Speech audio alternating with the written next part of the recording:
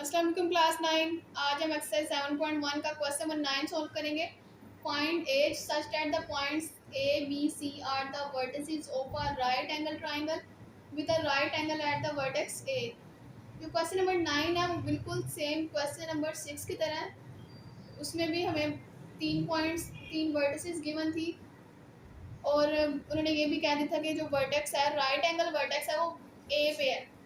Right angle जो है ए vertex पे है। यहाँ पे भी उन्होंने राइट एंगल जो है वो वर्टेक्स ए पे दे दिया हुआ है। तो यहाँ पर उन्होंने बता दिया हुआ है कि जो वर्टेक्स ए बी सी हैं वो एक राइट एंगल ट्रायंगल की वर्टिसेस हैं।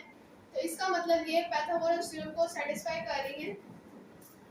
पाइथागोरस थ्योरम क्या था हमारे पास? Hypotenuse square is equal to base square plus perpendicular. तो हमारे पास परपेंडिकुलर कौन सी साइड है? ये वाली साइड परपेंडिकुलर है, ये बेस है और ये हाइपोटेन्यूज। तो हमारे पास हाइपोटेन्यूज वाली साइड कौन सी है? BC। तो BC का जो डिस्टेंस है वो किसके इक्वल है? बेस क्या हमारे पास? AB और परपेंडिकुलर क्या हमारे पास? AC। अगर ये राइट एंगल ट्रायंगल की वर्टिसेस है, इसका मतलब कि जो हाइपोटेन्यूज स्क्वायर है वो बेस और परपेंडिकुलर के डिस्टेंस के स्क्वायर के इक्वल है। BC का जो डिस्टेंस है उसका स्क्वायर लें तो वो बाकी दो साइड्स के डिस्टेंस के स्क्वायर के इक्वल है। इसका मतलब ये दोनों साइड्स इक्वल हैं, तो हम इन दोनों साइड्स को फाइंड करके इक्वल यहाँ पुट करके एज की वैल्यू फाइंड करेंगे। सेम क्वेश्चन नंबर 6 में जैसे हमने किया था। पहले हम BC का डिस्टेंस फाइंड करेंगे। इसको इक्वेशन 1 का नाम दो। पहले हम पॉइंट BC का डिस्टेंस फाइंड करेंगे। डिस्टेंस का फार्मूला क्या था? x2 minus x1 square plus y2 minus y1 square। अब पॉइंट B और C है। पॉइंट B क्या हमारे पास? 2 7 और पॉइंट C हमारे पास -6 और -3। पहले पॉइंट B है तो इसके जो पॉइंट्स होंगे वो x1 y1 होंगे और दूसरे के x2 y2। x2 की वैल्यू क्या हमारे पास? -6 माइनस x1 की वैल्यू क्या 2 होल स्क्वायर प्लस y2 की वैल्यू क्या -7 माइनस y1 की वैल्यू क्या हमारे पास 7। माइनस माइनस प्लस 6 में 2 प्लस कर दें 8। बड़ी वैल्यू के साथ माइनस का साइन है तो माइनस आए -8 square plus minus minus plus 7 में 7 ऐड कर देंगे 14। दोनों के साथ माइनस का साइन है, दोनों सेम वैल्यू है तो फिर आंसर में भी माइनस आएगा -14 स्क्वायर। अब माइनस की पावर जो है वो इवन है तो माइनस प्लस में चेंज हो जाएगा। 8 का स्क्वायर 64, 14 का स्क्वायर 196। BC का डिस्टेंस हमारे पास क्या आ गया? 260। अब हम पॉइंट AB का डिस्टेंस फाइंड करेंगे।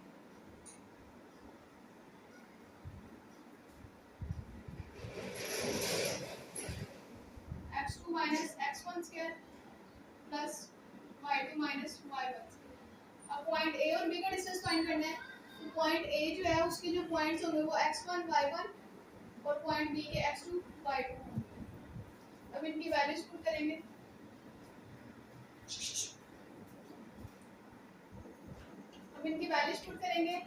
x2 की वैल्यू क्या हमारे पास 2 माइनस x1 की वैल्यू क्या हमारे पास 8 होल स्क्वायर प्लस y2 की वैल्यू क्या हमारे पास 7 माइनस y1 की value 1 whole square.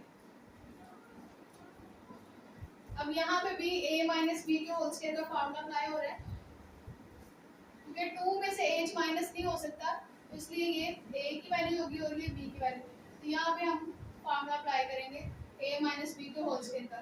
a minus b whole square किसके इक्वल होता है? a square plus b square minus 2ab।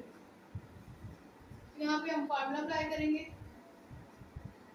a minus b का होल स्क्वायर किसके इक्वल है? तो a square plus b square minus 2ab। तो इसको हम किसके इक्वल पुट करेंगे? a की जगह पे यहाँ पे हमारे पास 2 है तो 2 स्क्वायर प्लस b की वैल्यू क्या हमारे पास h स्क्वायर माइनस 2 a की वैल्यू 2 और b की वैल्यू h प्लस 7 में से 1 माइनस करें 6 square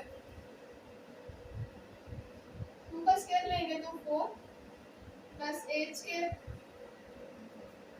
2 to the 4 4h plus 6 का square 36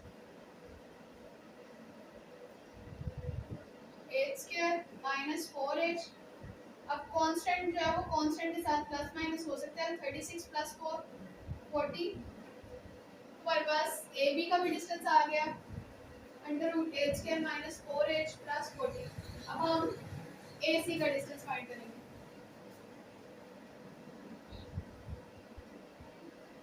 x2 minus x1 square plus y2 minus y1 square. अब a और c है तो जो a के पॉइंट्स होंगे वो x1 y1 और c के पॉइंट x2 y2। अब इनकी वैल्यूज पुट कर देंगे। पहले x2 क्या हमारे पास -6, उसके बाद माइनस x1 क्या है हमारे पास h स्क्वायर प्लस y2 क्या है हमारे पास -7 माइनस y1 क्या है हमारे पास 1 स्क्वायर। अब यहाँ पे भी जो 6 है वो h के साथ माइनस नहीं हो सकता, तो यहाँ पे भी हम स्क्वायर का फार्मूला यूज करेंगे। सबसे पहले तो हम माइनस कॉमन ले लेते हैं। माइनस को कॉमन ले लेते हैं तो ये भी प्लस की वैल्यू हो जाएगी और h भी प्लस का हो जाएगा। जब माइनस कॉमन लेते हैं तो माइनस वाली वैल्यूज प्लस हो जाती है, प्लस वाली वैल्यूज माइनस हो जाती है। तो ये दोनों वैल्यूज माइनस की थी, माइनस कॉमन लिया, दोनों वैल्यूज प्लस की हो गई। प्लस माइनस माइनस प्लस 7 में 1 प्लस करें 8, बड़ी वाली के साथ माइनस का साइन है तो उसके साथ भी माइनस का साइन है। अब माइनस का स्क्वायर लेंगे तो वो प्लस हो जाएगा, क्योंकि माइनस की पावर जो है वो इवन है तो माइनस प्लस में चेंज हो जाएगी। और फिर 6 प्लस h का स्क्वायर लेंगे तो वो 6 प्लस h स्क्वायर प्लस यहाँ पे भी माइनस का स्क्वायर लेंगे तो प्लस हो जाएगा, 8 का स्क्वायर लेंगे तो 64। अब यहाँ पे हम फॉर्मूला अप्लाई करेंगे a प्लस b का होल स्क्वायर, इसके इक्वल होता है a square plus b square plus 2ab के इक्वल होता है। तो ये a हमारे पास 6 है और b हमारे पास 8 है, तो हम उसको इसके इक्वल पुट करेंगे a square plus b square plus 2ab।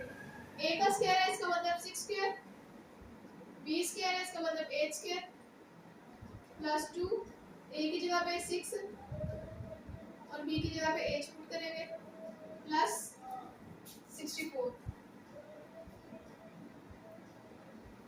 6 square 36 plus 8 square 2 6 12 h plus 64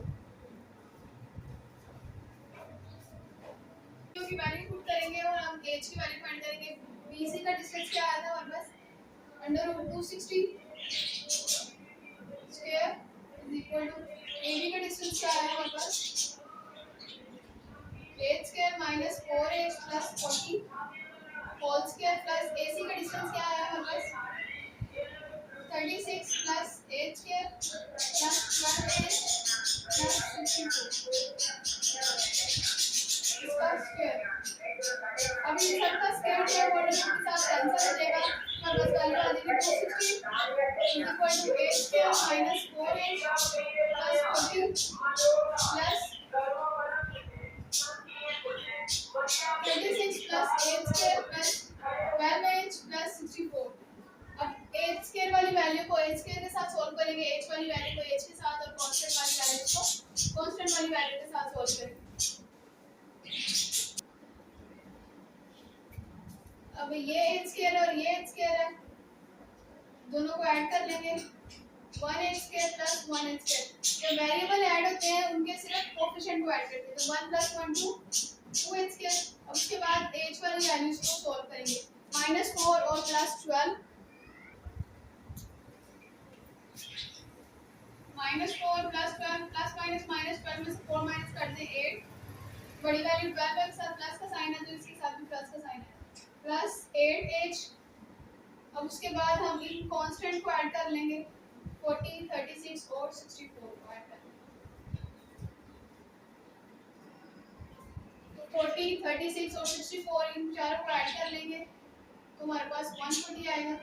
अब उसके बाद ये भी कांस्टेंट है, इसको इक्वल के इस साइड पे ले आएंगे, ये वाली सारी वैल्यूज को एज इट इज लिखेंगे 2h के प्लस 8h प्लस 140। अब 260 को इक्वल के इस साइड पे ले आएंगे, यहाँ पे ये प्लस हो रहा है इक्वल के इस साइड पे आके माइनस हो जाएगा। यहाँ पे ये a की वैल्यू थी वो इक्वल के इस साइड पे चले गए तो यहाँ पे 0 रह गया।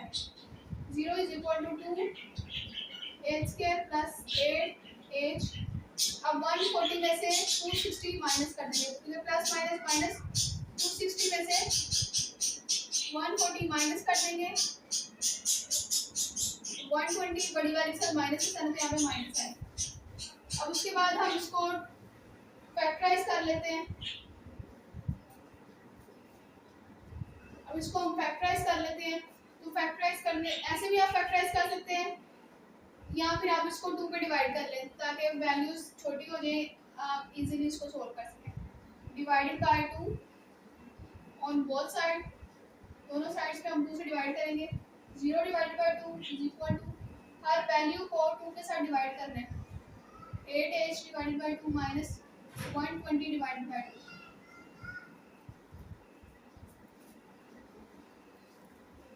0 को 2 पे डिवाइड करेंगे तो 0 इज इक्वल टू 2 से कैंसिल हो जाएगा। 2 1 था 2 2 1 था 2 और ये भी 2 1 था 2 2 4 था 8 2 1 था 2 2 6 था 8 और 6 2 6 था 12 और 0 एज इट इज आ जाएगा। तो हमारे पास क्या क्या वैल्यू रह जाएंगी। 0 को 2 पे डिवाइड करेंगे 0 इज इक्वल टू ये 2 2 से कैंसिल हो गया तो 1 1 h स्क्वायर प्लस ये कटिंग करके ऊपर क्या बच गया 4h माइनस यहाँ पे क्या बच गया 60। अब इसको फैक्टराइज कर लेंगे हम। इसको आप इस तरह से भी लिख सकते हैं h square plus 4h minus 60 is equal to 0। अब उसके बाद पहली वैल्यू और उसका sign as it is, last वाली वैल्यू और उसका साइन एज इट इज लिखेंगे प्लस माइनस माइनस। अब इन दोनों वैल्यूज को 60 को और 1 को मल्टीप्लाई कर लेंगे हम। 1 मल्टीप्लाई 60 इज इक्वल टू 60 और प्लस माइनस माइनस। अब यहाँ पे हमने ऐसे दो नंबर्स लिखने हैं जिनको हम मल्टीप्लाई करें तो हमारे पास 60 आए और माइनस करें, इससे हमें पता चलेगा कि माइनस करके हमें वैल्यू हमारे पास आएगी दरमियान वाली के प्लस करके।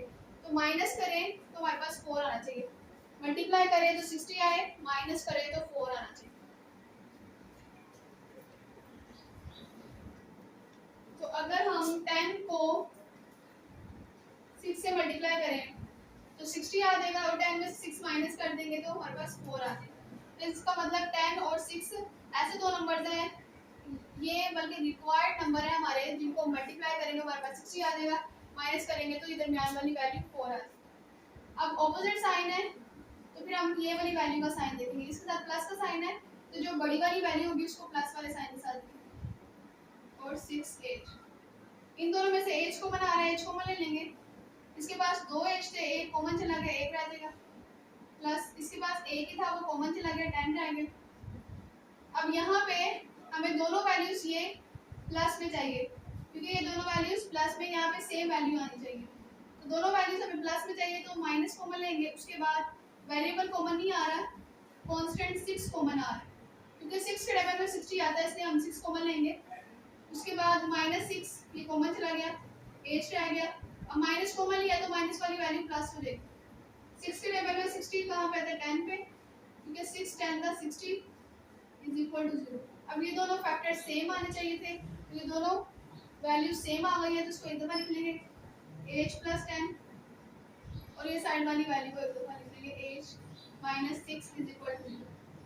अब ये भी 0 के इक्वल है, h plus 10 is equal to 0 और ये वाला फैक्टर भी 0 के इक्वल है, h minus 6 is equal to.